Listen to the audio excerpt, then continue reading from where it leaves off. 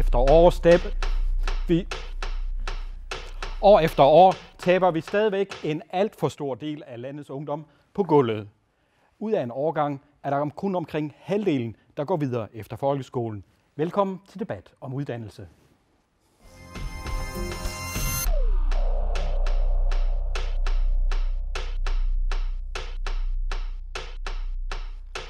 I dag skal vi diskutere, hvad partierne vil gøre for at løfte folkeskolen, og hvad de vil lave om, så der er flere, der kan få sig en uddannelse, og ikke mindst, hvad de vil gøre for at passe bedre på det måske vigtigste råstof her i landet, nemlig Grønlands ungdom. Velkommen til repræsentanter for partierne, og velkommen også til dig, Bodil Kleist Sirbæk. Du er til daglig lærer på USK her i Nuuk. Og nu er det jo sådan, at det er de færreste af os, der til dagligt færdes i et klasseværelse. Kan du ikke prøve at tage os med ind i et klasseværelse, når du møder ind om morgenen? Hvad er det, der møder dig der? Det, vi oplever i en storby, hvor vores skole jo ligger, det er, at vi oplever om morgenen, at børnene de kommer uden skoletasker, og de redskaber, som de skal bruge, har de ikke. De har ikke lavet lektier, og de har ikke deres bøger med. Elever, som kommer for sent, som har sovet for længe, og de gør jo, at de elever, som kommer for sent, sakker bagud, og så har vi elever, som bare er fraværende, som ikke kommer, og de medfører, at de elever mister deres gode samvær med de andre klassekammerater, og de sakker jo endnu mere bagud. Og hvad betyder det for dine muligheder for at gøre det, du egentlig er ansat til, nemlig at undervise børnene? Det gør jo, at jeg har svært ved at undervise og opfylde læringsmålene for de elever, som har de forskellige problemer her. Det er svært for mig at undervise eleverne, når de kommer en efter en om morgenen, eller når de er fraværende fra skolen. Så det er svært at opnå vores læringsmål med de elever, og det er en af grunden til, at vi mister så mange elever efter 10. klasse, eller de prøver, som de kommer op til, de elever, som jeg omtaler, opnår nogle dårlige resultater. Og for det andet har vi også elever, der kommer i skole om morgenen, uden at have spist morgenmad. Og selvfølgelig, når man ikke har spist morgenmad, så er man jo sulten, og man tænker på mad, og de har svært ved at koncentrere sig, de er urolige, og de er sultne. Og for det femte, så oplever vi også mange af vores elever overvære noget, der er foregået derhjemme, som ikke er godt for børnene. Og det gør jo, at de elever har svært ved at fokusere, de har svært ved at koncentrere sig, de er kede af det, og så videre, og så videre. Yes. Vi kommer til at uddybe det meget mere lidt senere, men lad os gå til politikerne. Mutsi Borup Egede fra IA.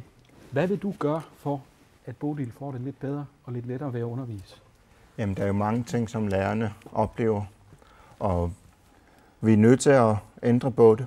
Der må forældreinddragelsen komme meget længere ind i folkeskolen. Og lærerne, forældrene, også skoleledelsen og de omgivelserne udenfor må blande sammen. For folkeskolen er vores nerve i samfundet. Og der er vi nødt til at samarbejde om at gøre tingene meget bedre, end det er nu i dag. Så det er det, vi fra Inuit Ataqatigiit vil love, at vi vil i dialog med lærerne, vi vil i dialog med virksomhederne, vi vil i dialog med eleverne, vi vil i dialog med forældrene og plante dem sammen og finde ud af den bedste løsning, som folkeskolen har brug for. Sten Lynge, Atassut, hvad vil du gøre for at Bodil får en lidt bedre hverdag og får muligheden for at lære eleverne det, de skal lære? Jamen, det vi har brug for, det er, at vi siger tingene højt i dag og har nogle fælles værdier omkring folkeskolen og uddannelsen generelt. Vi i samfundet, vi mangler, at vi snakker om det her højt, og ud over valgperioden eller valgdebatterne, så skal vi have igangsat oplysning i forhold til forældre, men også i forhold til de unge. Vi skal have rådgivere. Vi skal også have lavet undersøgelser, hvor vi inddrager forældrene. Hvad er det, der gør, at vi har de udfordringer i forhold til folkeskolen med børn, der møder uforberedt, mangler nogle ting, mangler søvn. det er det, vi skal have forældrenes udsagn om, hvorfor møder det op sådan. Det er vigtigt, at vi afdækker sådan nogle forhold. Og vi har Engbæk, demokraterne. Hvad vil I gøre for, at det bliver lidt bedre i folkeskolen, for at der er flere, der får noget ud af undervisningen? Altså man kan sige, at vi vil gerne satse på den tidlige indsats og videreudbygge den. Den fokuserer på de 0-2-årige og forældrene, før de bliver forældre, eller når de er gravide, eller kvinder er gravide. Det vil vi gerne udbygge, og der skal styrkes en indsats mellem kommunerne og selvstyret, det vil sige sundhed og kommunerne, socialkontor, sådan så vi kan opbygge forældrene bedre. Men så vil vi også gerne underbygge, at forældrene også har et stort ansvar for at bede om hjælpen, hvis de mangler den, og for at sørge for, at deres børn får maden og kommer i skole og får ordentlig søvn og får lavet lektier. Altså nogle af de ting er vigtige, men de skal selvfølgelig hjælpes, hvis de ikke har de muligheder selv. Og der skal styrkes en indsats meget, rigtig meget. Per Bertelsen, Siumut, har du noget yderligere at bidrage med? Ja, indledningsvis så vil jeg sige, at det er utrolig vigtigt, det du siger med, at børnene er måske vores vigtigste ressource i det her samfund. Fordi jo mindre et samfund er, des mindre råd er der til at tabe nogen på gulvet. Så det vi må gøre, det er jo simpelthen at sikre, at de her unge mennesker ikke oplever et nederlag, fordi de er følsomme i den aldersgruppe. Men når jeg hører Bodil fortælle, jeg er jo selv lærer, jeg er jo selv oprindelig lærer, jamen der har tiderne skiftet så meget fra den tid, hvor jeg selv var lærer, og i dag, at problemstillingerne med det samme kan ses, ikke er noget, man kan klandre de fleste af lærerne på. Der er noget med forældrene. Så jeg mener, at den indsats, vi politisk skal lave, og gå i gang med at snakke om allerede nu, det er, hvad kan vi gøre for at styrke hjemlandet? Fordi skolen kun har eleverne en tredjedel af døgnet, jamen så er der altså et hjem, der skal overtage og viderebringe det, som skolen prøver at indlære eleverne. Og her må jeg med det samme komme ind på. Det jeg kan se, vi skal have gjort nu, så hurtigt som muligt, det er at indgå et samarbejde med forældre og de forældregrupper, der har svært ved, at de styrer deres unger således, at de er motiveret til at gå i skole. Det vil sige, set med mine øjne, så er der et stort behov for at gå i gang med et projekt, der kan kaldes for en forældreskole. Bettina Larak, det er jo ikke sådan, at de her problemstillinger er nye. Vi har kendt dem i årevis. Vi har diskuteret det samme år efter år. Hvad kan I bidrage med, som er nyt, som ikke er sagt før? Vi kan først og fremmest kigge på, hvad er grunden til, at der er så mange, der ikke går videre fra folkeskolen? Hvad er grunden til, at der er så mange børn, der ikke kan følge med i skolen? Så skal vi kigge på dårfitialek. Er der noget der kan kigges på? Er der noget, der kan undersøges? Der kan motivere børnene til at gå mere i skole. Samtidig kan vi foreslå, at man udbygger samarbejdet mellem skolen, skolebestyrelser, forældre, lærere og kommune. Og samtidig måske oprette, det er i hvert fald en af de ting, vi kan foreslå, at vi opretter et rådgivningscenter for forældre, der har problemer med at kunne få deres børn op og følge skolegangen. Og det kan måske give noget, men det er ikke kun det. Det er hele skolesystemet, skolevæsenet, man skal kigge på og evaluere, hvordan er dårfitialek gået indtil. Sten Lynge, du sagde lige før, det er ikke kun lige, når der er valgkamp, vi skal snakke om det her, det er hele tiden. Hvor meget fokus taget i betragtning af, hvor vigtigt det her er, synes du, der i den forgangne periode har været på folkeskolen? Jeg synes ikke, jeg har hørt de store debatter. Nå, det synes jeg heller ikke. Altså, hvorfor ikke? Hvorfor har I ikke rejst dem her? Jamen, det er det, vi alle sammen skal være opmærksom på. Det er ikke kun et enkelt parti, der skal tage ansvar. Det er hele samfundet. Det er forældre, det er folkeskolelærer, men det er så sandelig også os som politikere. Vi skal tage teten og så gå videre med den, fordi vi mangler fælles værdier. Vi skal anse uddannelse som en pligt og ikke en rettighed. Fordi et land, der gerne vil blive selvstændig i fremtiden, har netop brug for et uddannet folk. Men jeg mangler alligevel at høre fra jer, altså I har siddet i Naalakkersuisut de sidste halvandet år. Hvad har I gjort for at skubbe det her i den rigtige retning og for at sætte det øverst på dagsordenen? Jamen, vi har agiteret for, at vi skal have indført 11. klasse igen i folkeskolen, netop fordi den grønlandske befolkning, den største del af dem, har den udfordring, at deres uddannelsesforløb sker gennem et tosproget system, hvor hvis barnet kommer fra et enkeltsproget hjem, jamen deres mulighed for at få støtte, den er begrænset. Derfor kræver det, at de unge mennesker skal have mere tid til at kunne lære et andet sprog, for eksempel dansk. Og det er der, mange knækker nakken på under uddannelse. Det er netop fordi, at det ikke har tilegnet sig den meget vigtige uddannelse at få dansk som andet sprog. Ava Singbæk, du havde en replik. Ja, jeg vil sige, det bør ikke være et mål i sig selv at indføre 11. klasse. Jeg synes, vi skal gøre folkeskolen bedre, så de har de her kompetencer, de unge, når de kommer ud.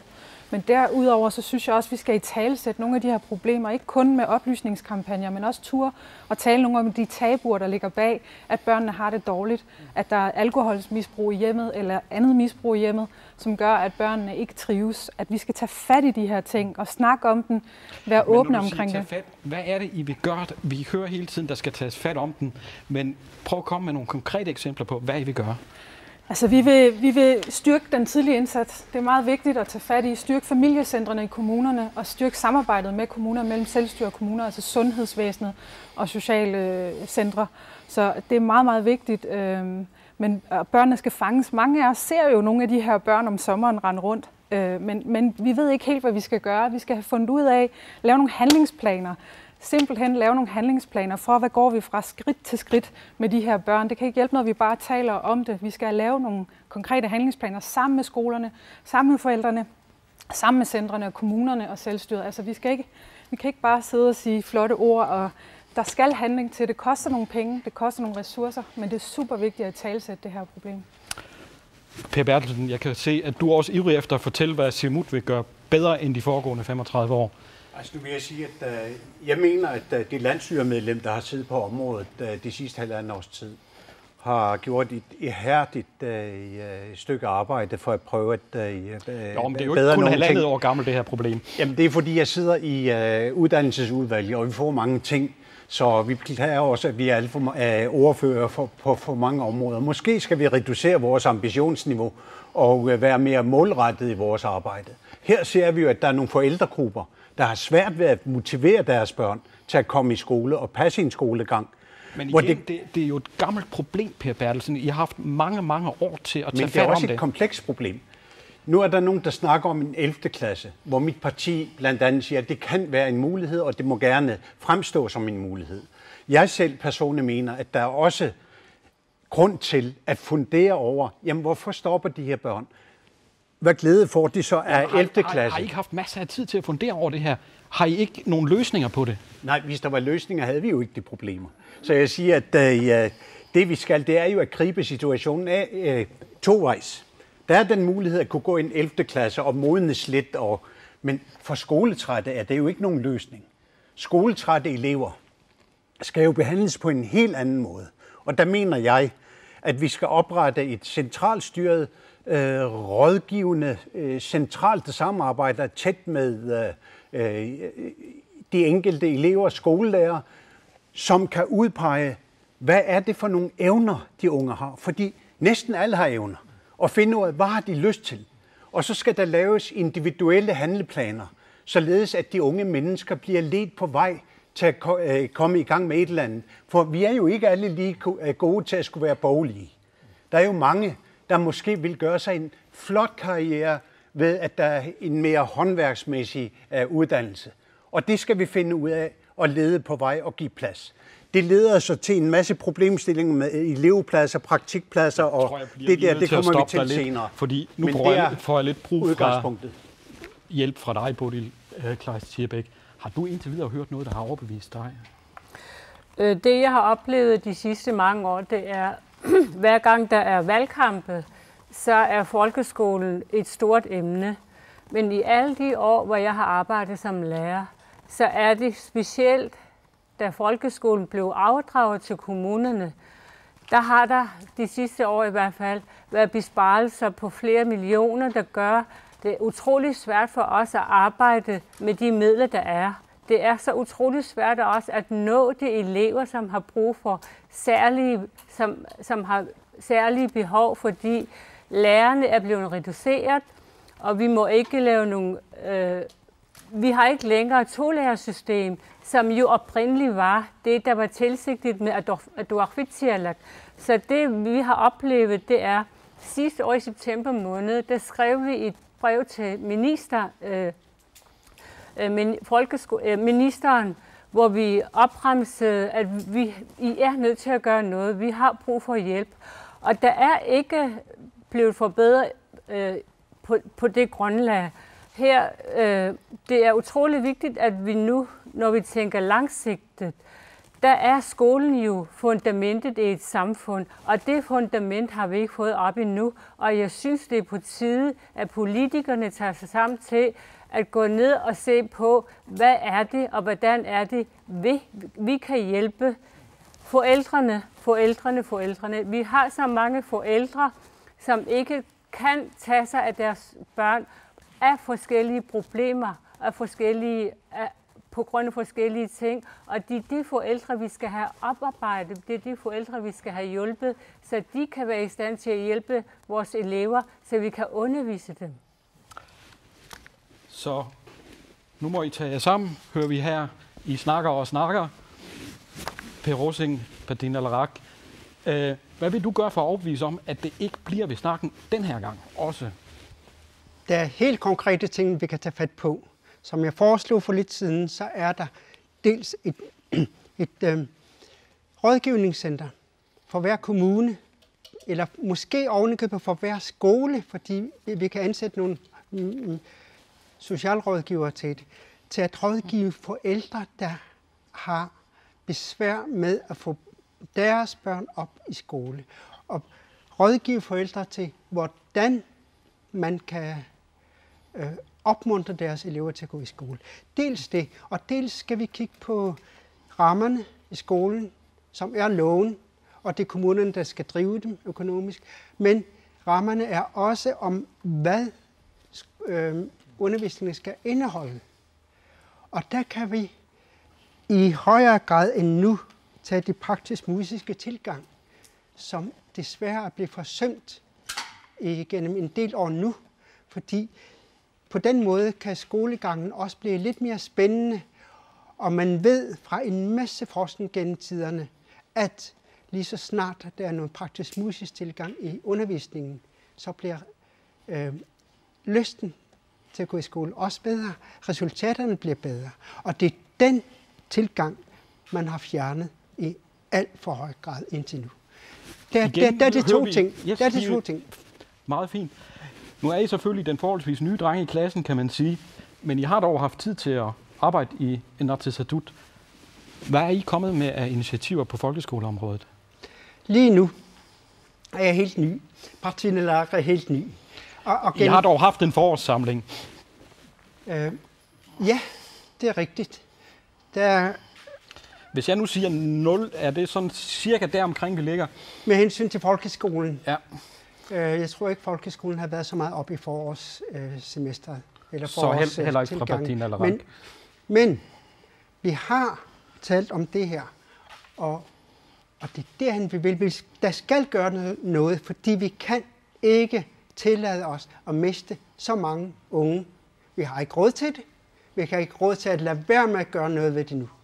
Jeg tror, det er vi meget enige om, at vi ikke har råd til at lade være. Motibop Ede. I har trods alt også siddet ved regeringsmagten i 4 år. Hvorfor er der ikke sket mere i den tid, hvor I har siddet ved magten? Jo, men da vi var i magten, der indførte vi, at det skal være tidlig indsats for børn og unge.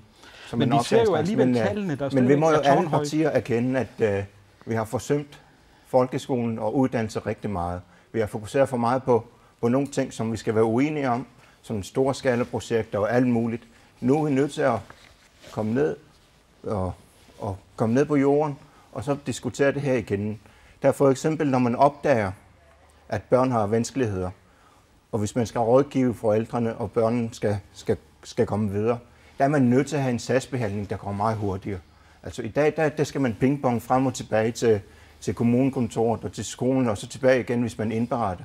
Altså sådan nogle ting, der er man nødt til at være hurtig. Hvis man ikke gør det, så går tiden bare an, og børnenes problemer vokser og vokser.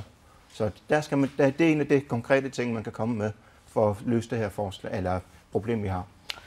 Inden vi lige om lidt lige får en lille grafik. Du havde lige en kommentar, Bodil Kleist-Schierbæk. Jo, med hensyn til specielle uddannelserne, der vil jeg også lige komme ind på, at i de her tider, hvor det er utrolig vigtigt for lærerne at tage en lederuddannelse, der vil jeg lige sige, at Sommersted Kommune også har taget besparelse for de lærere, som videreuddanner sig. Det vil sige, at de lærere, som allerede er startet og har gennemgået bacheloruddannelsen og er i gang med en masteruddannelse i pædagogisk psykologi, dem vil det ikke betale for. Så de betaler selv for at læse videre. Og ikke nok med det, så har de også gjort det, at i de foregående år, hvor de studerende har haft en dag til at læse noget, der hedder studiedag, den har de taget væk fra lærerne, som oveni skal betale for deres egen uddannelse, som så kommune i sin tid betalte. Og ikke nok med det, de skal kun have de skal kun have så og så mange timer. Altså, det er sådan omvendt psykologi. Altså, nu har man gået og taget en uddannelse i alle de år ved siden af et arbejde, og så kan man ikke engang bruge den. Og det er jo det, pædagogik-psykologi-studerende gør, det er, at de bliver dygtigere til at tage sig af børn, der har særlige behov. Yes. Og så håber jeg, at vi kan få vores lille grafik på. Lad os lige prøve at se, om vi kan. Ellers så kan jeg i hvert fald forklare, hvad den viser, fordi den viser nemlig, hvor mange den her restgruppe er, hvor meget den har været de sidste 4 år. Og det, man desværre kan se, det er, at det svinger sådan lidt op og ned, men det holder sig meget fint på de der 50%. Det var så ikke lige denne grafik, den skal vi bruge lidt senere. Men altså, den holder sig, så der er ikke rigtig sket noget på den her front. Så det understreger vel egentlig bare det, vi talte om lige før. Der er meget, meget snak, men meget lidt handling. Hvad vil I gøre bedre? Jamen, vi vil gerne, altså det kunne være rigtig spændende at indføre en elevmappe eller en børnemappe, der starter helt fra barn af. Sådan en elektronisk mappe, ligesom man kan sige elektronisk patientjournal, men bare på et barn, som følger det, som går mellem kommunerne og selvstyret, hvor man kan se, hvilke behov har barnet, især hvis det har nogle mangler, eller det har nogle ting, det har brug for, så kan man sætte ind der. Og så skal samarbejdet styrkes igen, fordi lige nu der falder problemet mellem nogle stole, og der er noget økonomi med kommuner og selvstyre og sådan nogle ting, som gør, at folkeskolen ikke får de midler, de har brug for. Vi er nødt til at styrke samarbejdet. Folkeskolen er fundamentet for det videre liv, for videre uddannelse, for fremtiden i Grønland, så vi er nødt til at gøre noget ved fundamentet, før vi kan gøre noget ved en masse andet, fordi uddannelse er fremtiden. Per Bertelsen, som jeg har været inde på lige før, I har haft masser af tid til at analysere på det her, til at kigge på det her. Problemerne er velkendt. Hvorfor er det, at vi ikke hører nogle klare svar fra dig her i dag? Fordi tingene ofte er mere komplekse, end det lyder til, når man snakker om dem. Så du har ikke nogen løsninger at byde på? Jo. Når vi ser på... Jamen, så prøv at komme med et par løsninger. Ja, det kommer jeg til. Der er nogen, der har været fremme med, at for at prøve at styrke undervisningen, så skal man indføre flere timer og mere hjemmelektier. Det tror jeg slet ikke er løsningen. Tværtimod. Jeg synes, at vi skal kigge lidt på den finske model, hvor man simpelthen opnår nogle fantastiske resultater ved færre timetal, med mindre hjemmearbejde, fordi de har været dygtige til at uddanne de ledere, der skal være inspirationskilde til de medarbejdere, der er på en skole, således at de under en uddannelse håndplukker de dygtigste lærerstuderende og får bygget en eller forskerbaseret uddannelse oven på deres læreruddannelse. Hvornår bliver det realitet, hvis I kommer til? Altså, nu kan jeg slet ikke se, hvor hurtigt vi kan indføre det der, men jeg synes, det er et af de områder, hvor vi skal satse og simpelthen sige målrettet indsats for at uddanne dygtige ledere, ildsjæle, der kan gøre en forskel. Vi har set dem i nogle skoler, som har opnået fantastiske resultater. Vi har også set nogle fantastiske resultater fra enkelte bygder, så det kan lade sig gøre. Det jeg vil sige, det er, måske skulle vi sætte vores ambitionsniveau, hvad bredde angår, lidt ned. Og simpelthen være målrettet og sige, jamen hvad er det, der er behov for nu? Jeg vil sige, umiddelbart, så vil jeg gerne arbejde for, at der bliver færre i en klasse, således at lærerne har mere tid til den enkelte elev og være opmærksom på en enkelt elev, fordi det vil give en utrolig hjælp. Så kan vi spare et andet sted. Og så vil jeg sige, og så udvide det Bodil nævner med tolærerordningen, således at vi hen ad vejen bliver dygtigere til at undgå at få unge mennesker til at føle, at de taber et eller andet. Det må vi simpelthen arbejde for. Sten Lynger, nu bliver det din tur. Ja, helt konkret, så synes jeg, at man skal arbejde videre med den her ordning, der kørt med skolefeordning, som støtter eleven, der har behov, og så kontakter familien. Samtidig så skal vi have rådgivere i skolerne, sådan så det også kan rådgive ungerne, men vi kan ikke komme forbi det ekstra udfordring, vi har, når et barn føler, at det ikke får den støtte under deres skoleophold, uddannelse, jamen så mister det interessen. Og vi kan ikke komme forbi, at hvis et barn ikke har den nødvendige støtte hjemmefra sprogmæssigt i forhold til dansk sprog, jamen så mister det også en masse. Men vi kan jo ikke trylle nogle andre forældre frem. Vi har de forældre, vi har. Derfor bliver vi nødt til at give et barn 1 år mere, sådan så at det har bedre tid til at uddanne sig og få danske kundskaber, fordi vi kan ikke bare kopiere et dansk skoleforløb herop til, uden at tænke på, at vi er et dobbeltsprog land, fordi det er der udfordringerne ligger. Yes. Vi hører hele tiden, det er forældrene, det er forældrene, det er forældrene. Det er jo meget nemt for jer at stå her og sige, hvad vil I konkret gøre for at hjælpe forældrene? Altså, jeg synes, man kunne tage et godt eksempel. Det er, at du har fik hans Lynge, hvor det kører godt. Og man kan sige, så er der nogen, der vil sige, at det er også ressourcestærke forældre, der har børnene gående der. Måske, men de har også nogle eksempler på nogle måder at håndtere nogle problemer på. Der er en stærk ledelse, der er nogle stærke lærere, og lærerne tager fat i børnene, hvis der er nogle problemer. De tager fat i forældrene sammen med børnene. Og det tror jeg er vigtigt. Men det er vel netop jeres opgave som landspolitiker så at sørge for, at det ikke kun er på, at du fik Hans Lynge, men over hele landet, lige præcis.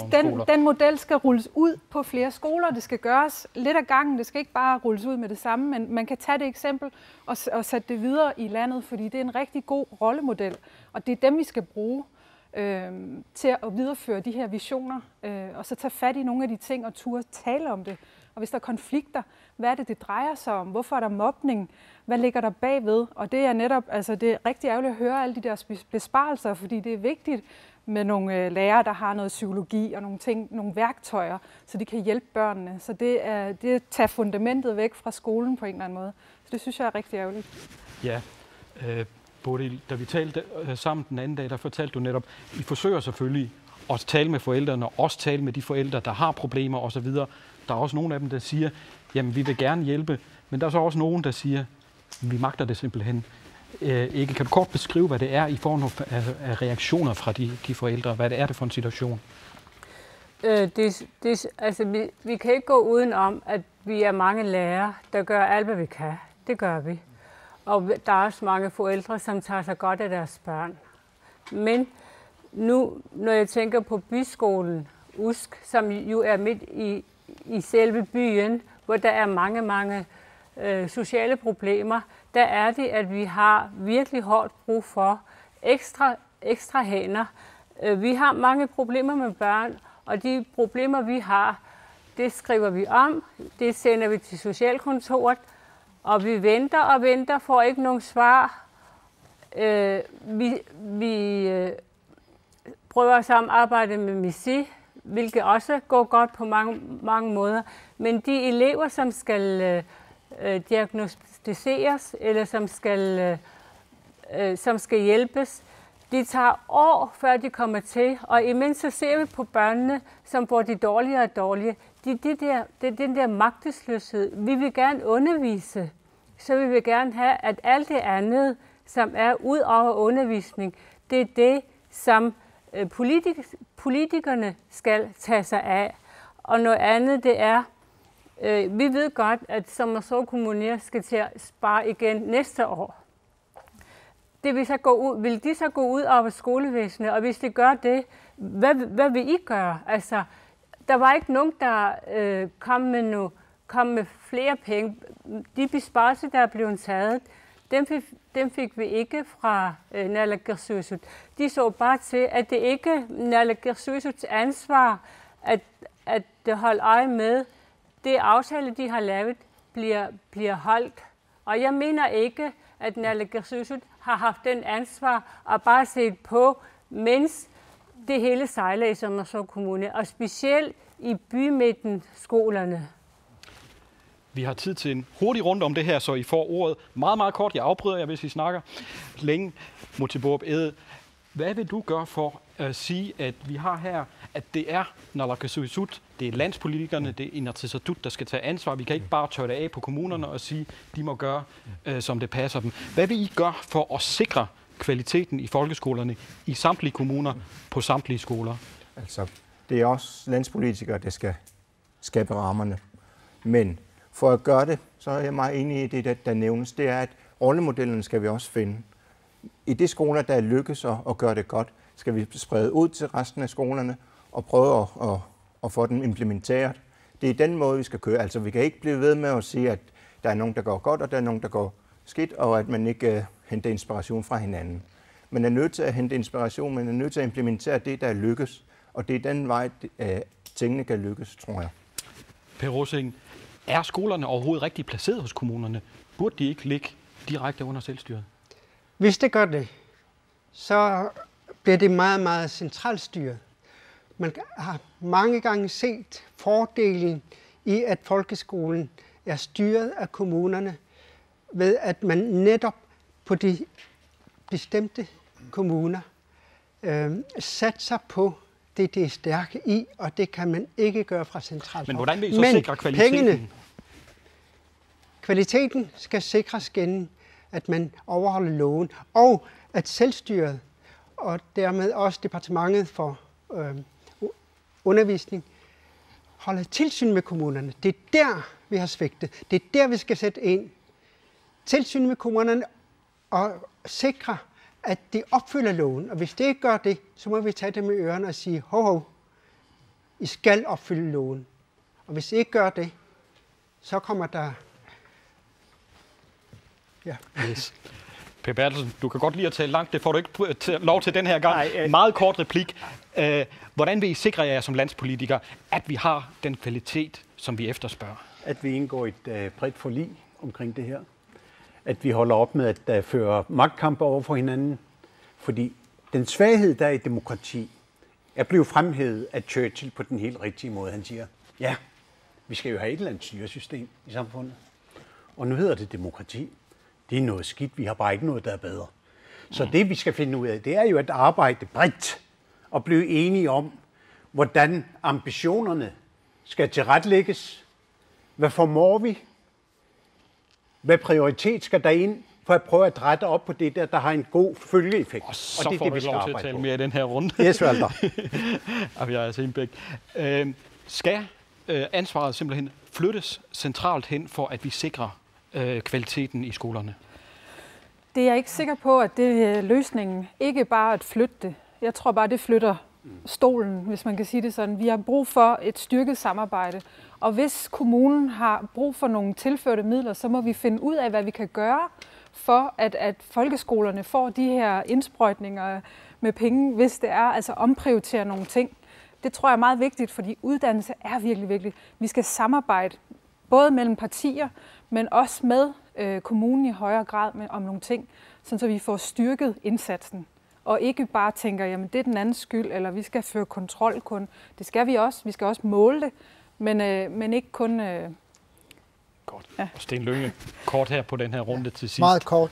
Der vil jeg sige, at det skal gå til valg på, at vi skal have fjernet det her vandtætte skotter mellem kommuner og så selvstyrerelateret ansvar. Fordi vi skal have et mere smidigt system, som er hurtigere. Og det er vigtigt, at vi ikke tænker i gamle systemer. Vi bliver nødt til at gøre tingene mere smidige og lade være med det der med, at det er deres ansvar, og det er deres ansvar, derfor kan vi ikke blande os. Det er vigtigt, at vi laver nogle redskaber, der er mere effektive og hurtigere og bedre. Og så får du det sidste ord i den her omgang. Du sagde indledningsvis, at der bliver snakket i valgkampene, og så sker der ikke noget bagefter. Er du blevet en lille smule mere tryg efter det, du har hørt her? Jeg ved ikke, om jeg er blevet mere tryg, men jeg håber selvfølgelig. Jeg er specielt meget ængstelig for, at de forskellige kommuner, de 4 store kommuner, har jo forskellige økonomi. Og de kommuner, som har færre penge at økonomi, gør, at de går ud over folkeskolen. Så jeg håber, at hvis det er, som når så kommunen skal til at bespare igen, så er der nogen, der kommer med en pose penge, så der ikke bliver besparet i skoleområdet. Du skal have tak, fordi du vil dele dine erfaringer med os. Jeg håber, vi er blevet lidt klogere af det, og vi fortsætter selvfølgelig straks debatten. Og i den forbindelse skulle vi gerne få lidt grafik frem igen. Det håber jeg, vi får her. Det er også en, vi egentlig skal bruge lidt senere, så jeg tror, vi hurtigt glider videre til, at vi har forhåbentlig nu besøg med fra Qaqortoq, Sofie Georg Josefsen. Er du med os derude? Ja, det kan jeg se. Det er jeg. Du er. Hej. Du går jo i 3.G på GU i Qaqortoq. Du er nu 26 år gammel. Kan du ikke meget kort prøve at beskrive for os dit forløb fra folkeskolen og til du endelig er nået frem til 3.G i GU nu her som 26-årig? Ja, jeg blev færdig i folkeskolen i 2004, og så startede jeg med efterskolen samme år. Men der stoppede jeg i december. Så begyndte jeg med højskolen i 2005. I Qaqortoq, den blev jeg færdig med. Og så gik der 2 år, så tog jeg aftenskole og var blevet færdig med den i 2007 og gik ind på GU. Men blev smidt ud på grund af min alkoholproblem. Så blev jeg færdig som stewardesse i 2011. Så startede jeg med GUX året efter, og nu er jeg. Det lyder jo alt sammen dejligt, men det har jo været en hård vej. Kan du ikke kort beskrive, hvad var det, der gjorde det så svært for dig at gå videre til en uddannelse efter folkeskolen? Hvorfor fik du ikke nok ud af folkeskolen? Mest nok fordi jeg manglede støtte derhjemmefra, men også fordi jeg ikke stolede nok på mig selv dengang, før nu. Yes, så også det, Sofie peger på her, er jo entydigt det et tema, vi lige har haft fat i. Der er et eller andet omkring forældrene, som vi skal have arbejdet med. Sten Lynge, kan du komme med et par konkrete bud på, hvad vi kunne gøre, så Sofie her kunne have fået bedre opbakning derhjemmefra til at gennemføre et godt skoleforløb og til at komme videre? Ja, i den grønlandske udsendelse, der var Sofie også fremme. Der sagde hun, at da hun gik ud af folkeskolen, jamen der følte hun sig for ung, og hun manglede støtte i forløbet i folkeskolen. Og det er der, vi siger, at dobbeltsproget undervisning kræver lidt mere af eleverne og familierne. Derfor skal vi have genindført 11. klasse frivilligt. Men alle undersøgelser peger jo på, at det er i de små klasser, vi kan flytte eleverne. Altså når vi først når op til 11. klasse, så er vi i gang med at lappe på problemer, der er opstået mellem 1. og 7. klasse. Er det ikke i de små klasser, vi skal sætte ind? Nej, fordi dobbeltsproget system kræver mere af eleven og hjemmet. Og hvis hjemmet ikke er i stand til at understøtte sprogmæssigt, jamen, så falder man bagud. Det er kun naturligt. Det er ikke nogen kritik. Det er noget, vi skal forholde os til konstruktivt og sige, jamen, så bliver vi nødt til at forlænge, sådan så at man kan understøtte hjemmet, men sandelig også det unge menneske, inden de skal videre på en efterskole. Alle har ikke råd til efterskole. Vi skal være opmærksom på, at 11. klasse, det kan have 3 linjer. Det kan være idræt, det kan være boligrelateret og så håndværksmæssigt. Men hvordan kan vi konkret hjælpe de svage forældre? Altså nu taler du om 11. klasse. Det hjælper jo sådan set ikke Sofies forældre, der har problemer med at støtte hende ordentligt. Nej, så kommer det her skoleferie ind, der skaber kontakt til forældrene og eleven, og så hjælper den vej. Abia Sengbæk, du har også en kommentar til det her. Ja, altså jeg vil sige, det er vigtigt at støtte op om forældrene. De har selvfølgelig et ansvar, men her i det her tilfælde har de sikkert ikke kunnet gøre så meget. Der er brug for, at der bliver sat ind, at det bliver opdaget i tide på en eller anden måde. Hun har nok haft en adfærd, siden hun er blevet smidt ud. Det skal der tages fat i. Ikke bare smide ud, men at tage fat i hende i den anden ende og sige, okay, du har et misbrugsproblem, lad os finde ud af, hvad vi kan gøre. Først erkendelse, og så derefter behandling. Hvor familien også er med inde i det, fordi jeg tror, de har en stor rolle at spille i det her. Det hjælper ikke kun at symptombehandle, som du siger, og der skal også sættes ind i en tidligt.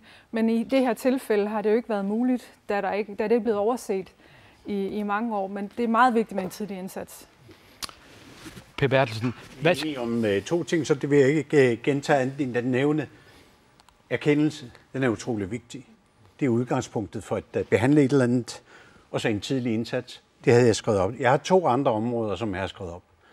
Jeg er stolt over at kunne sige, at jeg for 10 år siden kom med et forslag omkring folkeskolen, at der skulle være socialpædagoger på folkeskolerne, således at de kan observere de problemstillinger, der opstår, og gribe ind, og så være med til at lave handleplaner for at rette tingene op så tidligt som muligt. Og der gentager jeg.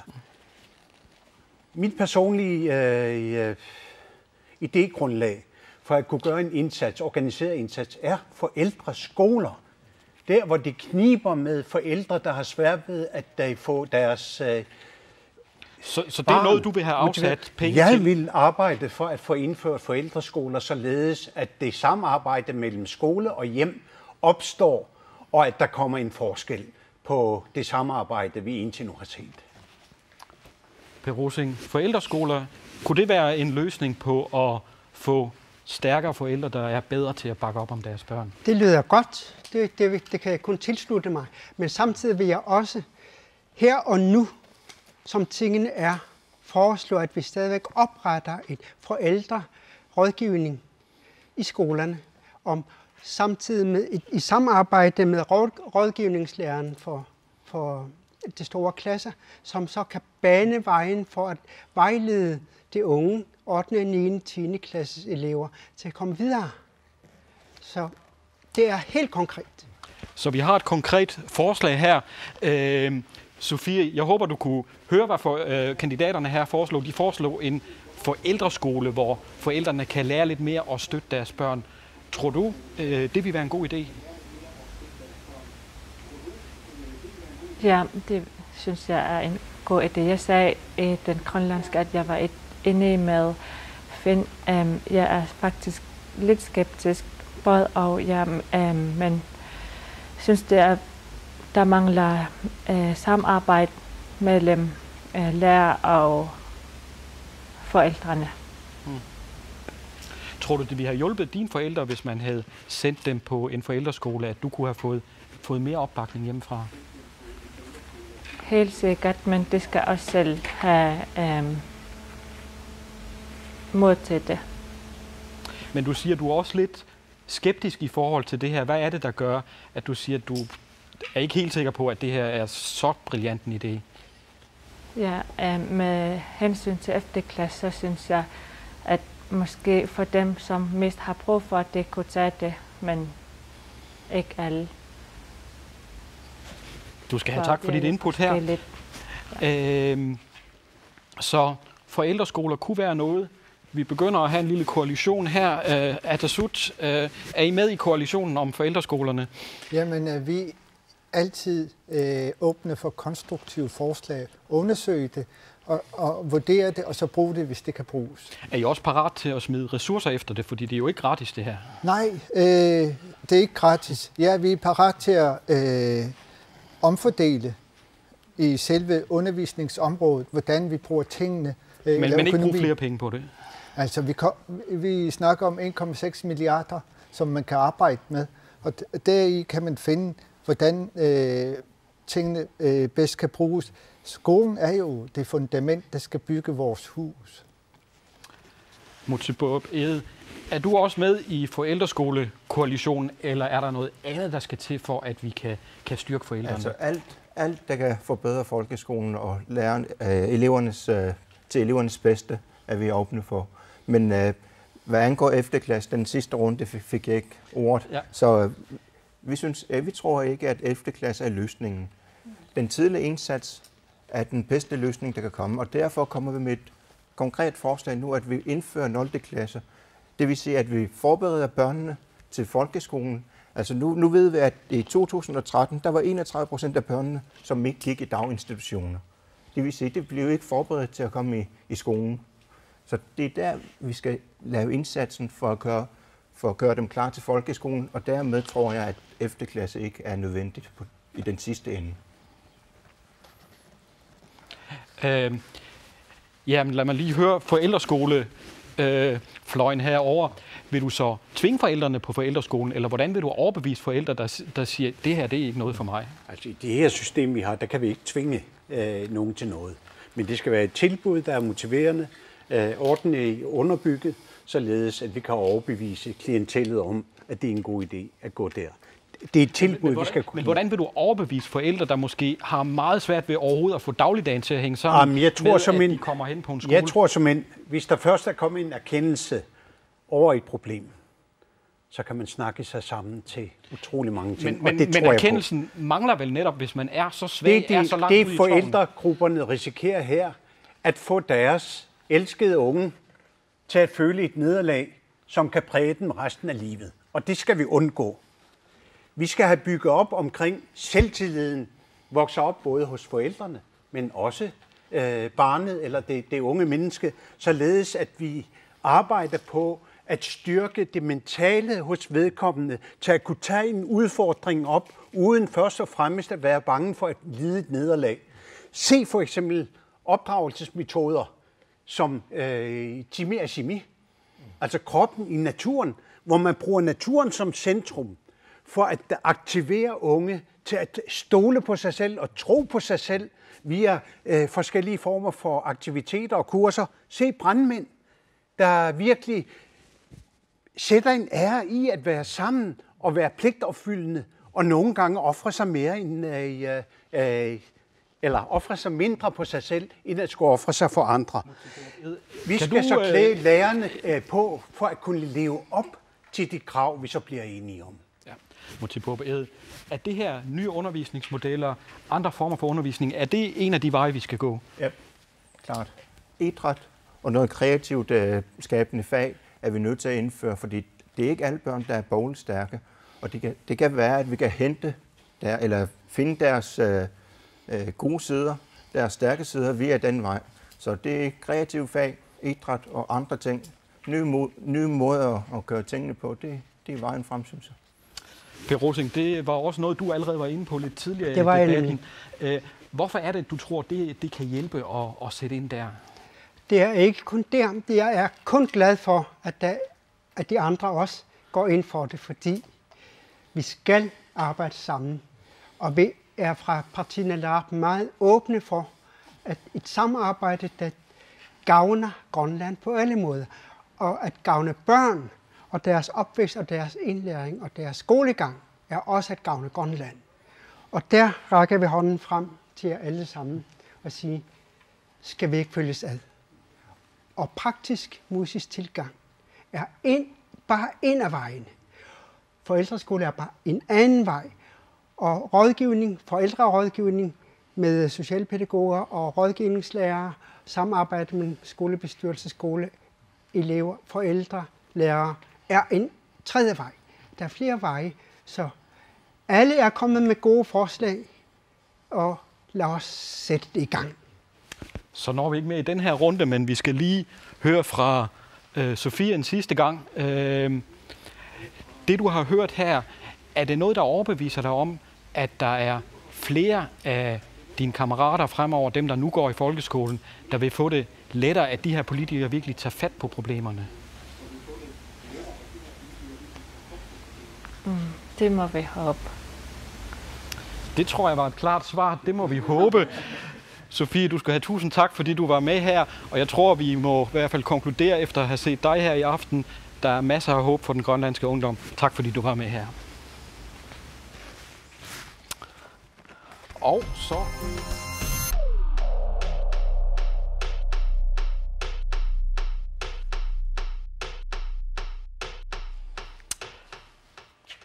Ja, vi har jo nu haft en del fokus på problemerne i folkeskolen, men nu lad os prøve at vende os lidt mere også mod løsningerne, mod de positive eksempler. I Regatta Kommune, der har man faktisk gjort noget ved den her restgruppe, ved den her gruppe, der ikke kommer videre efter uddannelsen. For i 2010, der var den gruppe på 67%. Sidste år fik de nedbragt til 37%, og de seneste tal, som endnu er usikre, men altså, de siger, de er omkring, helt ned omkring 11%. Det er jo fantastiske tal her. Og det er ikke kun, fordi man parkerer dem på en efterskole eller noget. Antallet af gymnasieelever er faktisk også steget. Hvorfor gør vi ikke sådan i hele landet, Sten Lyng? Jamen, jeg er helt enig. Vi skal drage nytte af de gode erfaringer, man har gjort sig i Regatta, og så implementere det andre steder. Der, hvor det kan bruges. Måske er der nogle specielle behov, man skal tage hensyn til, men man skal kigge på det, og så sprede det ud til resten af landet. Det kan ikke gå hurtigt nok. Inden vi går videre med den, så skal vi lige se, hvad det egentlig er, de har gjort der i kommunen. Vi har her et bud fra socialchefen, der beskriver, hvad det egentlig de har taget fat på. Ja, vi har sat markant ind på en bred vifte af opgaver og indsatsområder. Og her mener jeg både inden for forældreansvar, inden for skolelærerne, som påtager sig ansvar. Og udgangspunktet der er jo her i Regatta Kommune, der har vi nogle politikere, der er meget aktive og går meget op i, at vi skal være på forkant med skoleområdet. Så vi har i dag cirka 8-10 små projekter i søen, og dem følger vi op på løbende. Ja, så altså nogle meget aktive politikere. Vi har tidligere her fastslået, det har ikke været så prangende på landsplan, når det gælder aktive politikere på folkeskolen. Hvornår har vi en national handlingsplan for at få nedbragt antallet af den her restgruppe? Det har vi så snart vi kan gå i gang med arbejdet efter den 28. Det tror jeg næsten alle her gerne vil. Så det handler ikke om, hvem der bliver valgt ind som sådan. Men jeg synes, det er vigtigt, det han sagde med forældreansvar og skoleansvar, altså læreransvar, at man tager fat i og italesætter nogle ting. Det er virkelig, virkelig vigtigt, at man ikke er berøringsangst. Og så vil jeg tro, de har differentieret. De har i hvert fald sagt, at der er 4 slags unge, og nogle har en nogenlunde solid baggrund, familiebaggrund, nogle har ikke, og der skal indsatsen være forskellig fra de her grupper, og det tror jeg, de også har kigget på, og så lagt ansvar over på forældrene. Det synes jeg er en det, de jo også har gjort, det er jo simpelthen at sætte sig nogle klare mål og sige, ja, vi vil ikke acceptere, at vi slipper nogle børn, uden at der er en plan for, hvad der skal ske bagefter. Vil du garantere for, at det bliver indført på landsplan? Jeg vil arbejde for det, jeg vil altså garantere, det kan være meget svært, men jeg vil virkelig arbejde hårdt for det, fordi det er vigtigt, men det er også vigtigt at tage skridtene, og ikke bare sige, nu har vi det her mål, det er lavet i en rapport, og så er det det, den er rigtig flot, og den bliver udgivet. Vi skal handle derefter. Det hjælper ikke noget bare at sætte en rapport, og så sige, jamen det var det, nu har vi lavet et flot resultat her. Vi skal handle, så det er nogle klare mål, vi er nødt til at gøre, og det skal være sådan skridt for skridt. Det her, det er jo egentlig ikke raketvidenskab, det er at sætte sig ned og sige, vi har et klart mål, nu sætter vi os sammen, og så løser vi det her. Hvorfor har I ikke været i gang med det her for mange år siden, Sten Lyng? Jamen, jeg er ikke selv folkeskolelærer. Jeg synes, det klarer sig fantastisk i Regatta Kommune. Nogle gange så skal du er ikke folkeskolelærer, men du er politiker med ansvar for det her område. Ja. Så hvorfor har Atassut ikke for lang tid siden sat de her klare mål op, sagt, at nu skal vi have handlingsplaner, vi slipper ikke børnene, før vi ved, hvad der sker efter folkeskolen? Alting udvikles gennem tiden. Og selv men 35 år, det er lang tid, Sten Lyng. Jeg synes, vi har klaret os fint med hensyn til, at uddannelsesniveauet har været meget lavere for 35 år siden. Det skal vi ikke kimse af, men vi kan gøre det bedre. Det er rigtigt. Det er derfor, at vi hele tiden skal lytte til ny videnskab. Ikke engang videnskab, men gode erfaringer, som skal deles ud til resten af landet. Den Lynge siger, at vi er kommet langt på 35 år. 50%, der ikke kommer videre med en uddannelse. Er det at være kommet langt, Per Bertelsen? Jamen altså, det kommer jo på, i hvilket lys man ser på det.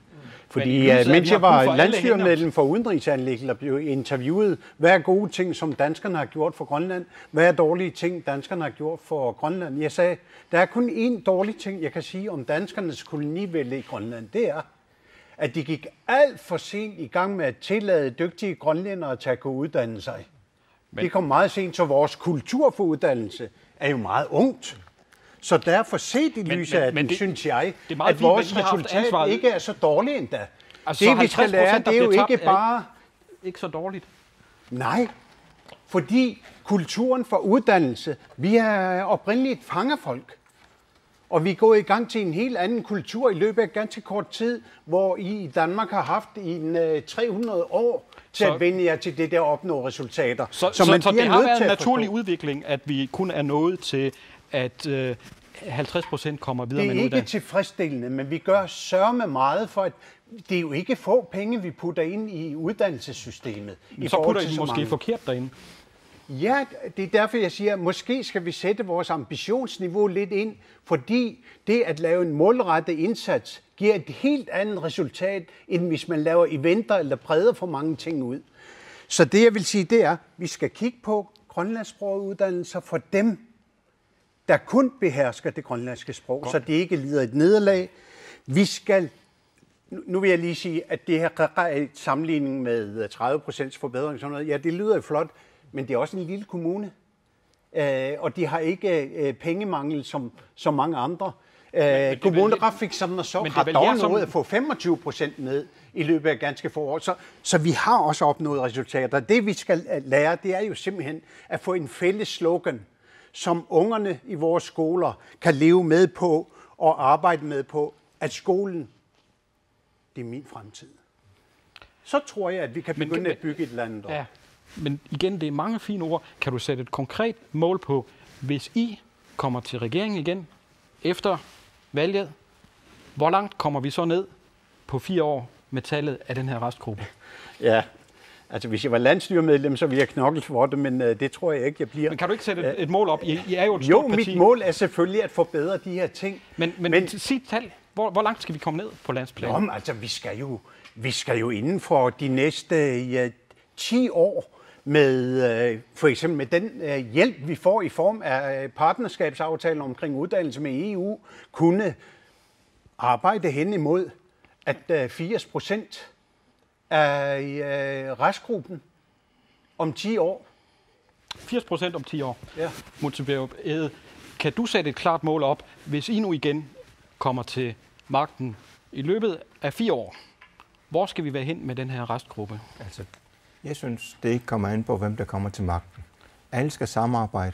Vi snakker om at blive enige om, at vi skal gøre noget. Og det er det, der er det vigtigste. Vi skal samarbejde om det. Det kommer ikke an på, hvem der kommer til magten. Og derfra skal vi sætte vores mål. Altså i den her valgperiode, der er vi nødt til at reducere den markant. Men jeg vil ikke sætte tal på det, fordi så kommer du derefter og siger, nu har du sagt sidste gang, der sagde du 80%, men nu er den kun nede på 70%. Du har ikke gjort dine ting færdigt, men vi er nødt til at sætte klare mål, men vi skal ikke allerede nu begynde at sige 80-100% eller hvad det nu er. Men hvor hurtigt har vi? Hvor hurtigt har vi en handlingsplan? Straks. Den første efterårssamling, der er den klar. Patina Larak, hvad vil I gøre for at fastholde det her tema på dagsordenen? Vi har alle dem her, der forsikrer os endnu en gang, også i den her valgkamp, ligesom de har gjort i de foregående valgkampe, at den her gang holder vi fast i folkeskolen. Hvad vil I gøre for, at det rent faktisk bliver en realitet den her gang? Folkeskolen er ikke kun et spørgsmål om restgrupper. Folkeskolen er også et spørgsmål om at komme videre fra folkeskolen. Og der skal vi kigge på hele uddannelsessystemet. Selvfølgelig vil vi da støtte i, at restgruppen bliver mindre og mindre, men dermed betyder det ikke, at restgruppen bliver siddende der altid og ikke får uddannelse. Det får uddannelse senere måske. Ikke? Og der skal vi kigge på uddannelsessystemet og de lærere, der knokler så hårdt skal vi støtte ved at give dem muligheder for en bedre uddannelse, dels på seminariet, dels på videre uddannelser. Og det skal vi støtte dem. Samtidig med, at vi samarbejder med forældrene og rådgiver dem bedre, end vi gør nu. Og det behøver ikke koste flere penge. Det, som andre har sagt før, er en omprioritering af de 1,6 milliarder kroner, vi har. Ja, så nåede vi rundt her, men vi har faktisk også talt med Henrik Seløje om, ud fra hans erfaringer i kommunen, hvad han vil foreslå jer som landspolitikere at tage fat på, og det kan I jo gøre straks her den første dag efter valget, som I alle sammen har lovet. Værsgo, det kommer her. Jeg tror, de kan måske skele til vores kommune, hvor vi har nogle aktive lokalpolitikere, der går op i det. Og det kræver også en indsats fra national hold. Man kunne jo lave en national handleplan i samarbejde med kommunerne. Og jeg vil da være fræk og så stille et spørgsmål. Kunne man forestille sig en national handleplan, der hed, om 10 år, så kan alle grønlændere besætte alle stillinger i Grønland? Per Rosing, kunne man forestille sig det? Det må jo lige være vand på jeres mølle. Det ville være dejligt. Det er et spørgsmål om uddannelse, uddannelse, uddannelse og uddannelse. Og samtidig med, at vi har nogle folk ansat forskellige steder i centraladministrationen eller andre steder, så kan de samtidig få en uddannelse inden for deres arbejdsområde, så det kan overtage områderne udefra kommende, netop gennem videreuddannelse, for eksempel gennem Elismattusarfik, og måske læse jura, økonomi, som et led i deres arbejde, og som et led i deres videreuddannelse inden for arbejdet. På den måde kan det være realistisk, at inden for en årrække, jeg vil ikke sige 10 år, men måske lidt mere, at man så samtidig med, at man uddanner unge, også uddanner den nuværende arbejdskraft til at overtage det område, som andre udefrakommende har indtil nu. Kunne man forestille sig i de folkeskoleforhandlinger, som vi lige er blevet enige om, går i gang straks efter valget, at I går ind med det her krav om, at om 10 år, det er vores mål, at så skal der være nok uddannede grønlændere til, at man kan overtage jobsene, og stort set ikke længere behøves at tilkalde arbejdskraft? Det er jeg ikke sikker på er realistisk. Alle lande i verden har brug for på en eller anden måde udefra kommende arbejdskraft inden for specielle områder. Og det kan vi ikke komme udenom. Men så de fleste jobs? De fleste jobs, ja. Vi vil arbejde for det. Gennem folkeskolen, gennem GU, gennem erhvervsuddannelser, gennem universitetet. Kan du forestille dig det scenarie, som Henrik Seløje her beskriver, altså om 10 år, er der stort set ikke behov for at tilkalde anden arbejdskraft udefra end nogle helt specielle specialister? Altså, det er en klar mål, men jeg vil ikke sige, at det er alle jobs, det er alt det tilkaldte skal erstattes. Men et klart mål kan være, at de fleste af dem skal erstattes med grønlandsk arbejdskraft. Men hvis vi skal lave en handlingsplan til folkeskolen, der er det ikke kun kommunerne og selvstyret, der skal samarbejde. Vi skal inddrage erhvervslivet og andre interessenter, som også er ude i arbejdsmarkedet, som folk, altså folk fra folkeskolen, der kommer man videre til en uddannelse eller ud i arbejdsmarkedet. Vi er nødt til at inddrage dem, der også er ude i arbejdsmarkedet til at lave handlingsplanen. Altså vi er nødt til at lave en helt langsigtet og helt, heltidsorienteret handlingsplan, der tilgodeser alle. Vi er nødt til at inkludere alle, der er interessante i det her område. Det er ikke kun kommunen, det er ikke kun selvstyret. Der er erhvervslivet, der er også andre interessante herinde, blandt andet eleverne. Sten Lynge, er det et scenarie, du kan forestille dig det her? Ja, altså hvis man kigger på helt nye tilkaldte, fordi vores tilkaldte i dag, dem må vi betragte som grønlændere til den tid, fordi det er lige så meget grønlændere som en, der er født her. Så hvis du skeler til helt nye tilkaldte, ja, så er det realistisk. Men jeg vil sige, at det kræver, at vi laver indsatser på forskellige områder, på de sociale områder, sundhedsområdet, ud over folkeskolen, fordi vi skal have gjort op med det problem, vi har med spiritus, i forhold til de sociale problemer, der opstår på grund af det. Så det er ikke kun folkeskolen, det er ikke kun gymnasiet, det er ikke kun universitetet. Vi bliver nødt til at lave indsatser på meget bredt område i samfundet. Hvad er jeres konkrete forslag til det, I vil gå ind i forhandlingerne til den her handlingsplan med? Jeg synes, det var rigtig godt sagt af ham, at national handleplan, det er meget, meget vigtigt, at vi har det. Og ikke, vi har rapporterne, vi har en masse tal, vi skal bruge dem, vi skal implementere dem. Men vi er også nødt til at fokusere på boligmanglen og jobs, private jobs. Det offentlige synes jeg ikke skal vokse. Men sådan nogle ting er også vigtige for, at de unge kan tage de her jobs om 10 år. Og mange af de jobs vil de kunne tage, og måske er der nogen, vi stadigvæk vil mangle en del af. Jurister for eksempel.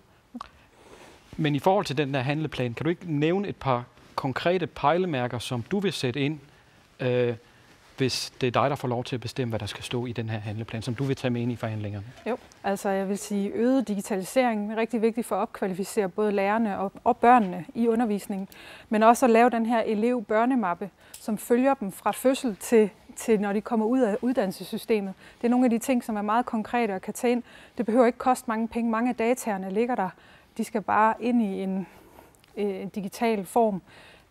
Så det er nogle af de ting, og så ja, der skal gøres noget. Vi skal snakke med skolerne. Vi skal implementere de gode eksempler. Det er nogle af de ting, vi skal arbejde rigtig hårdt med. Og ja. Per Bertelsen, kan du nævne 3 konkrete ting, som du gerne så skrevet ind i den her handlingsplan, som I skal i gang med? Nå, men altså, for det første vil jeg bare sige ja. Jeg er helt med på det der med, at der kommer en national handlingsplan eller handelplan, fordi det indikerer et bredt forlig, som er lige efter min smag. Jo, det jeg gerne vil, det er, du siger 3, jeg kan i hvert fald sige, det første for mig vil være, og det er med hele mit parti som bagland, det er at sikre, at så mange af vores uddannede kommer hjem igen, når de bliver uddannet for landets egne grænser. Det er utrolig vigtigt. Hvordan vil du gøre det? Jeg kan fortælle dig timevis om det plan, jeg har med at sige, når du er færdig med din uddannelse, så får du et skulderklap. En tredjedel af din gæld reduceres med en tredjedel. Den dag, du betræder dit samfund for at arbejde for samfundet, så får du en ny skulderklap, der siger, tak fordi du kom hjem, så fjerner vi en tredjedel mere. Og så betaler de af på den sidste tredjedel i 5 år. Når de har arbejdet i 5 år, så siger vi, du er færdig. Tusind tak. Jamen, det er et af måderne. Der er mange måder at kunne gøre det på, så derfor siger jeg, at jeg kunne snakke i timevis for at forklare, hvilke intentioner jeg kunne have. Men så måske nummer 2 punkt, som du gerne vil have ind i handleplanen? Det er jo simpelthen, altså vi har 4 punkter. Vi har uddannelse, vi har bolig, vi har beskæftigelse, vi har økonomi. De 3 eller 4 ting hænger så utroligt tæt sammen, så du har svært ved at adskille dem. Jo, men hvis vi snakker på det her overordnede plan, så ved vi jo godt, hvad der sker med handlingen, nemlig ingenting, ligesom hidtil. Nej, jeg synes, vi skulle have lidt mere tillid til hinanden. Men vi kan jo se, at der ikke er sket nok, Per Bertelsen. Der er ikke sket nok, men det er jo også fordi, der hvert 4. år kommer et protestvalg, således at en ny ledelse kommer til.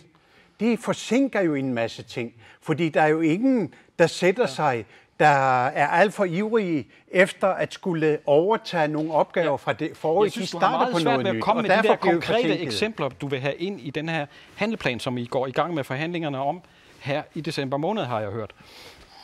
Nå, men altså, det er et bredt forlig, således at vi kan sikre, at der er et klart flertal til at bakke op omkring de handleplaner, man får frem. Og jeg siger så, der er så de her 4 ting, som jeg nævner, som vi ikke kan undgå at sammenblande.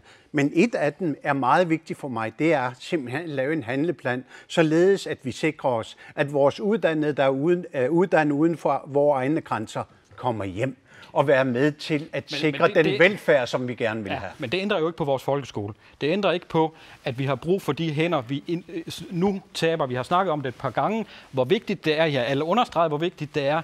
Lad os høre bare et eksempel på, hvad du vil have skrevet ind i handleplanen, når vi snakker om handleplanen for folkeskolen. Det er jo, at da vi får reduceret den her restgruppe, som vi kalder det, som jeg er utrolig ked af, er så høj. Men jeg kommer også med en logisk forklaring på, hvorfor vi kan opleve det her. Nej, vi skal have forbedret vores restgruppe, således at så mange som muligt bidrager aktivt til samfundet for at sikre den velstand og det velfærd, som mit parti også går meget ind for, nemlig at vi har et velfærd, som sikrer de gamle, de unge uddannelsesmuligheder, sundhedsområdet og alt muligt. Der er så mange ting i det her, så det er svært at skille nogen ud. Yes. IA, hvad vil I gerne få sat ind i den her handlingsplan? Hvad er det vigtigste mål, der kommer til at stå, hvis det står til jer, når det gælder folkeskolen? Det er, at folkeskolen skal skabe børn og unge, der er uddannelsesklare, der er innovationslystne, der er skabelystne. Og hvordan vil I gøre det?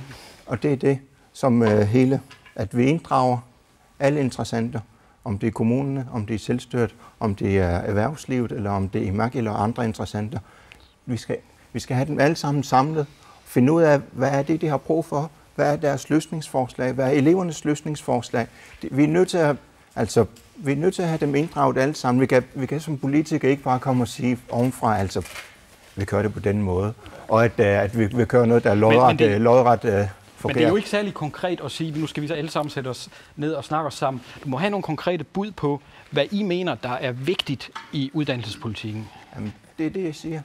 Det er at skabe børn og unge, der er uddannelsesklare. Men hvordan vil I gøre det? Altså, det er jo der, vi er nødt til at... Altså, vi snakkede om kreative fag, klare mål i folkeskolen, større forældreinddragelse. Vi skal inkludere alt og alle, der er i samfundet. Det er det, der er i centrum. Så. Perdine Alarak, endnu en gang. Hvad ser I som de allervigtigste, vi får taget fat på, når det gælder folkeskolen? Er det den her restgruppe, vi skal fokusere på at bringe ned? Er det sådan den store mellemgruppe, vi skal løfte? Eller er det eliten, vi skal løfte? Vi skal kigge på dem alle sammen. Men det allervigtigste er at kigge på hele folkeskoleområdet, folkeskolerammen, og tilpasse folkeskoleloven til samfundets behov. Og igen kigge på, hvilke fag der undervises i, hvilke fag skal der styrkes, og hvordan er læreruddannelsen. Vi bliver nødt til at kigge på den. Vi bliver nødt til at stille de krav, vi ved, der skal til for at løfte det grønlandske samfund i fremtiden. Og så tilpasse uddannelsen til de krav, og måske stille højere krav til lærernes uddannelse på seminariet. Højere krav til lærernes uddannelse på seminariet er et af budene. Vi nærmer os så småt slutningen, så jeg må bede om nogle korte svar fra nu af. Sten Lynge, var inde på, du var meget inde på, at det jo ikke kun er folkeskolen, men det er også forældrene, det er de sociale problemer, der ligger bagved. Hvor mange ekstra ressourcer vil I sætte ind der? Det er jo ikke sådan, vi svømmer i penge her i landet. Nej, vi bliver nødt til at lave nogle prioriteringer. Og det sociale problemer, vi oplever i dag, skyldes for eksempel spiritusmisbrug. Og der må vi kigge på, jamen, hvordan er det, vi skal lave indsatser på det. Og Kom med et konkret bud. Jamen, der mener vi, at vi skal have indført gratis misbrugsbehandling. Fordi det vil sænke udgifter til sundhedsområdet, og det politiet laver, og alle socialt relaterede problemer. Hvor vil I finde pengene til at styrke de her indsatser hen? Vi er nødt til at prioritere benhårdt, men det er måske også at sætte ind nogle steder, hvor vi kan starte, uden at det koster sindssygt mange penge, netop med digitalisering. Det kunne være en rigtig god start. Men så må vi måske kigge på, hvilke midler kan vi flytte rundt. Vi tror på, at vi skal effektivisere selvstyret med nogle ting. Vi skal have målt de her projekter, der er i gang. Hvis der er nogle projekter i gang, så må vi lukke ned, hvis der ikke er effektmåling på dem. Og på den måde kan vi måske finde nogle penge der. Altså, det er meget vigtigt, at vi måler meget mere, end vi gør i dag. Fordi lige nu, der bliver sat en masse ting i gang. Det lyder godt med noget uddannelseshalløj. Laver du en lille rapport, og så har du her 2 millioner, eller hvad ved jeg. Det skal vi slutte med. Vi skal simpelthen have målt og effektivisere noget mere. Også på folkeskolen. Og så skal vi styrke samarbejdet. Jeg er sikker på, at I alle sammen har meget mere, I kunne tænke jer at sige. Tiden er desværre udløbet, så vi når desværre ikke mere. Jeg får beskeder i min øresnegl om, at jeg bliver nødt til at slutte nu. Men jeg vil sige farvel og tak til alle, der lyttede med. Jeg håber, I synes, det var en interessant diskussion. Hvis I nu stadigvæk har spørgsmål til politikerne, så er der faktisk en mulighed. KNR Radio har en lytterdebat i morgen. I kan ringe ind fra klokken 9, og det er på 36 16 66, altså 36 16 66. Der kan I ringe ind med spørgsmål til politikerne, få uddybet det, de har sagt i dag. Ellers må vi konkludere, at det ser ud til, at man vil sætte sig ned. De lover alle sammen, vi skal nok holde dem fast på det, at den her gang, der glemmer de ikke folkeskolen, når valget først er forbi. Ellers er der kun at sige til mig, tak fordi I var med her i aften, og især tak fordi I var med os. Og husk det nu, pas godt på hinanden derude.